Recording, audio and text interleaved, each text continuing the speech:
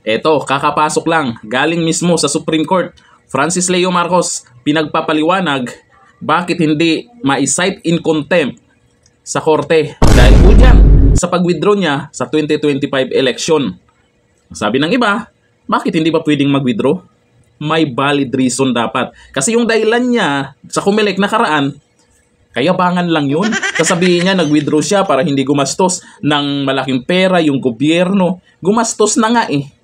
At isa pa, hindi lang siya yung nag-withdraw. Yung ibang nag-withdraw ay may mga valid reason talaga. Sa kanya, kayabangan. Yung reason niya. Baka naman nag-withdraw siya dahil takot siyang malaman yung katotohanan kung ano yung pagkatao niya. Siyempre, pag tumakbo kang senador, nandun na yung mga pag-iimbestiga ng mga ayaw sa'yo kung ano yung pagkatao mo. Kung ka ba talaga? Sana all. Kung totoo bang si Amy Marcos sa'yo kumukuha ng pera? Sana all. Kayabangan lang pala. Ngayon, ilabas na yung kayabangan mo. Ito, basahin po natin itong galing sa korte mismo to ha. Legit po ito. Itong mga supporters kasi na naiwan, marami nang umalis dyan kay Francis Leo Marcos.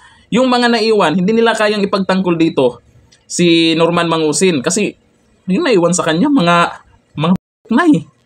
Wala namang matitinong mga tagapagtanggol na sa kanya ngayon. Ito, ang sabi dito, sa kasong GR number 277280, Francis Leo Antonio Marcos ng Korte Suprema si Francis Leo Marcos sa loob ng 72 oras kung bakit hindi siya dapat i-cite in contempt. 72 hours lang ha.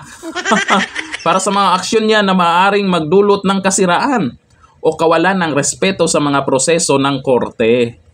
Naglabas ang korte noong Enero 21, 2025 ng temporary restraining order na pumipigil sa Commission on Elections sa pagdeklara kay Francis Leo Marcos na tumakbo para sa senador sa 2025 elections bilang isang nuisance candidate. Pero yun nga, umatras.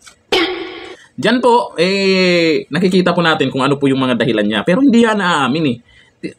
Ang tanong dito, ano yung magiging dahilan niya dyan?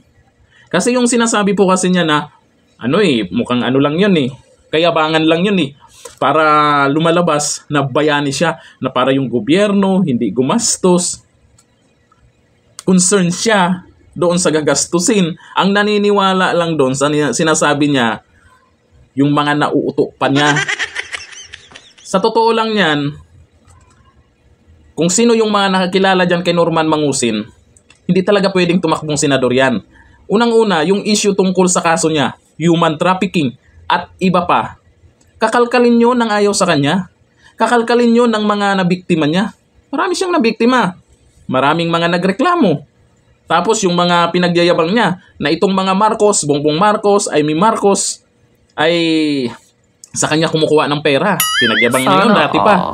Tapos, ang madalas talaga dyan, itatanong sa kanya ng media, hindi makakaiwas yan. Senador ka, kailangan mo magpa-interview tungkol sa background mo.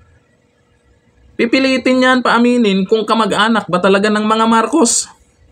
Kung sasabihin niyang kamag-anak siya ng mga Marcos, baka mapahiya siya. Dati nang itinanggi yan ni Amy Marcos at ni Bongbong Marcos na ayaw tanggapin ng supporters niya.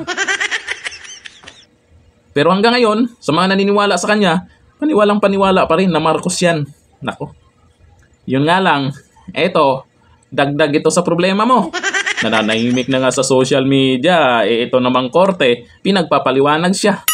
Sana all. Sa tingin nyo, ano yung pwedeng maipaliwanag niya dito sa korte? Comment tayo dyan. Hanggang dito lang, thank you. Bye-bye.